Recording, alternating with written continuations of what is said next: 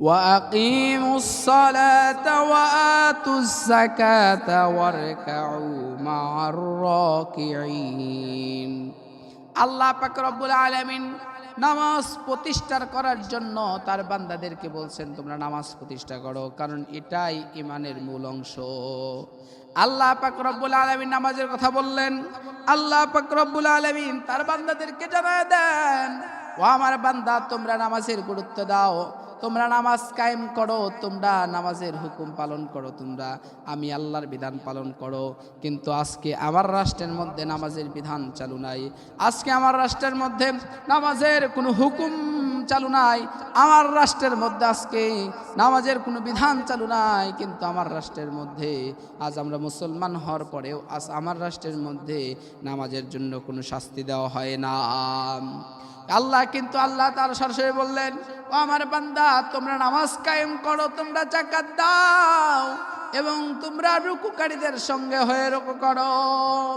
কিন্তু আল্লাহর হুকুম আমরা পালন করি না। আমরা যারা এখানে উপস্থিত হয়েছি এমনও ব্যক্তি আছে গত সপ্তাহে জুমার নামাজ পড়েছে, এখনো পর্যন্ত আজকের জুমার দিন পর্যন্ত এখনো পর্যন্ত ওই ব্যক্তি আর কোনো নামাজ পড়ে নাই। এমন ব্যক্তি আছে না নাই? এমনও ব্যক্তি আছে 2 সপ্তাহ চলে যায়, 3 সপ্তাহ চলে যায়, নামাজের খবর নাই, নামাজের ধারে কাছে আসে না, নামাজ পড়ে না। এমনও ব্যক্তি আছে আবার যে নামাজের কথা বললে বলে আমার ঈমান ঠিক আছে, নামাজ দিয়ে কি করব, এমন মুনাফিক আছে না নাই?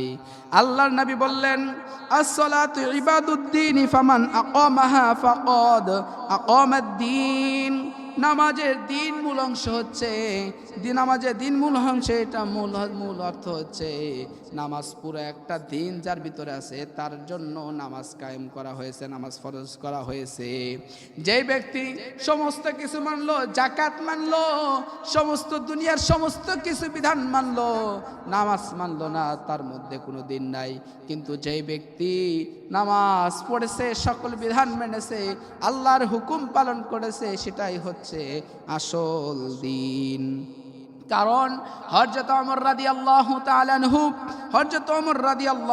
আনহু কে যখন ছুরির আঘাত করা হলো ওমর রাদিয়াল্লাহু তাআলা আনহু পড়ে গেলেন, অজ্ঞান হয়ে গেলেন। অজ্ঞান হওয়ার পরে যখন অজ্ঞান থেকে জ্ঞান ফিরলেন, আগে সর্বপ্রথম এই নামাজের কথা বললেন।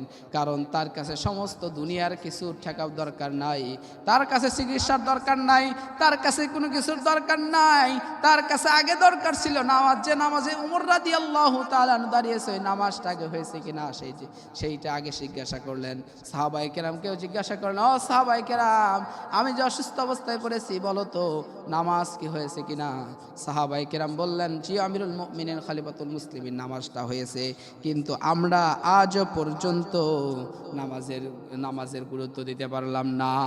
আর এই নামাজ যারা পড়বে, আল্লাহ পাক রব্বুল আলামিন বললেন এই নামাজ মানুষকে অশ্লীলতা থেকে, খারাপ কাজ থেকে, মন্দ কাজ থেকে বিরত রাখে। আল্লাহ তাআলা বললেন, ইন্না সালাতা তানহা আনিল ফাহশাই ওয়াল মুনকার।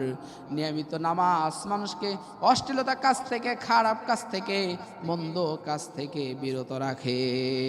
বলেন মানুষ যদি অন্যায় কাজের মধ্যে ডুবে থাকে, মানুষ যদি হারাম কাজের মধ্যে ডুবে থাকে, মানুষ যদি ফাসেক কাজের মধ্যে ডুবে থাকে, মানুষ যদি হাজার অন্যায়ের মধ্যে ডুবে থাকে, যে ব্যক্তি 5 ওয়াক্ত নামাজ নিয়মিত পড়বে, বলে ওই ব্যক্তি যদি গুনাহের মধ্যে থাকে, জিনার মধ্যে থাকে, মদের মধ্যে ডুবে থাকে, গাঁজার মধ্যে ডুবে থাকে, বলে ওই ব্যক্তি যদি অন্যায়ের মধ্যেও ডুবে থাকে, বলে যেই ব্যক্তি 5 ওয়াক্ত নামাজ নিয়মিত পড়বে, ধীরে ধীরে ধীরে ধীরে সে গুনাহ থেকে বেঁচে যায়। বলেন না সুবহানাল্লাহ। কিন্তু আজকে আমরা নামাজ পড়তে পারি না, নামাজের গুরুত্ব দিতে পারি না, নামাজের হুকুম, নামাজটা আমরা ভালোভাবে পড়তেও পারি না, নামাজের দিকে আমাদের মন যায় না। কিন্তু আমাদের প্রত্যেককে এই মৃত্যুর পরে কিন্তু সর্বপ্রথমে নামাজের হিসাব দিতে হবে। তাই প্রিয় মুসলিম কেরাম আমার, আমাদেরকে প্রত্যেককে চেষ্টা করতে হবে আল্লাহ পাক রব্বুল আলামিন যেন আমাকে আপনাকে সকলকে 5 ওয়াক্ত নামাজ জামাতের সহিত পড়ার তৌফিক দেন। সবাই বলেন আমিন।